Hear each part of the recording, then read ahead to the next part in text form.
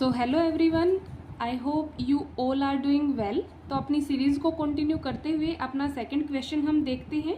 Which of the following angle made by a line with coordinate axis are not possible. Main point is there is not possible. हमें यहाँ पे चार option given है, 30 degree, 60, 90 degree, 45 degree, 90 degree, 45 degree, 30 degree, 45 degree, 60 degree and 60 degree, 45 degree and 60 degree. तो चलिए इस question का solution हम कैसे करेंगे। सबसे पहले हमें स्टेटमेंट को अच्छे से रीड डाउन करना है।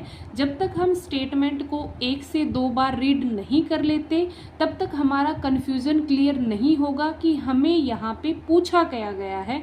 तो हमें यहाँ पे बोला गया है angle made by a line are not possible. तो इसका सॉल्यूशन देखो हम कैसे करेंगे। सबसे पहले हमें कोऑर्डिनेट एक्सिस बोला गया है, तो कोऑर्डिनेट एक्सिस हमारे पास यहाँ पे होंगी एक्स एक्सिस, वाई एक्सिस और जेड एक्सिस। जैसा कि हम 3D में देखते हैं +2 क्लास में कि एक्स एक्सिस है वो एंगल अल्फा को रिप्रेजेंट करती है, वाई एक्सिस हमारी बीटा को रिप्रेजेंट करती है और जेड एक्सिस हमारी गामा को रिप्रेजेंट करती है।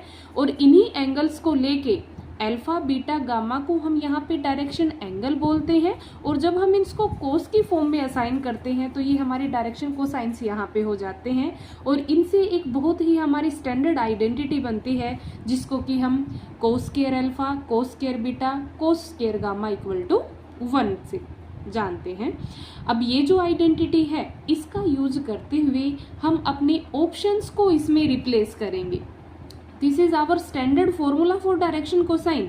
अब हम यहाँ पे अल्फा, बीटा, गामा की वैल्यू रिप्लेस कर देंगे और ये देखेंगे कि कौन से एंगल की वैल्यू नॉट इक्वल टू 1 आ रही है। जहाँ पे नॉट इक्वल टू 1 आएगी that will be our correct answer. तो फर्स्ट ऑफ ऑल हम यहाँ पे ऑप्शन ए को देखते हैं, कोस स्क्वायर अल्फा, क्योंकि अल्फा हमें क्या दिया गया है यहाँ पे 30 डिग्री, बीटा है 60 डिग्री और गामा हमारे पास है क्या 90 डिग्री।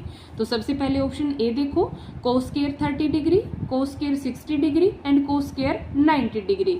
अब कोस 30 की वैल्यू हमें पता है √3/2 होती है, स्क्वायर कर देंगे, प्लस कोस 60 हमारे पास 1/2 होता है, इसका भी स्क्वायर कर देंगे एंड कोस स्क्वायर 90 हमारे पास 0 होता है। तो जब हम इनका स्क्वायर करके सम करेंगे तो हमारे पास 1 आंसर आएगा which is equal to our cosine identity. But हमें यहाँ पे नॉट पॉसिबल पूछा गया है तो this will be our incorrect option. अब ऐसे ही सिमिलरली हम ऑप्शन बी को चेक करेंगे। तो यहाँ पे हमें दिया गया है cos square 45 degree plus cos square 90 degree plus cos square 45 degree. तो यहाँ पे हम 45 1/√2 होता है, स्क्वायर करेंगे, कोस 90 0 होता है, प्लस कोस स्क्वायर 45 यानी 1/√2 का square which is again equal to 1। तो this will also be correct incorrect option.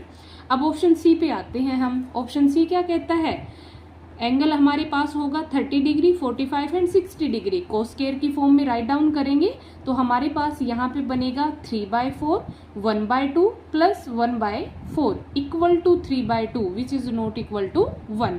और हमें यहाँ पे क्वेश्चन में नॉट पॉसिबल पूछा गया है तो this will be our correct option for this problem. Similarly हम डी को भी चेक कर लेते हैं, cos square 60 degree plus cos square 45 degree plus cos square 60 degree. तो यहाँ पे जब हम स्क्वायर करेंगे तो अगेन हमारे पास क्या आ जाएगा 1।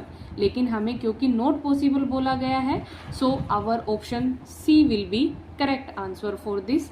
आई hope you will easily understand this question. Thank you.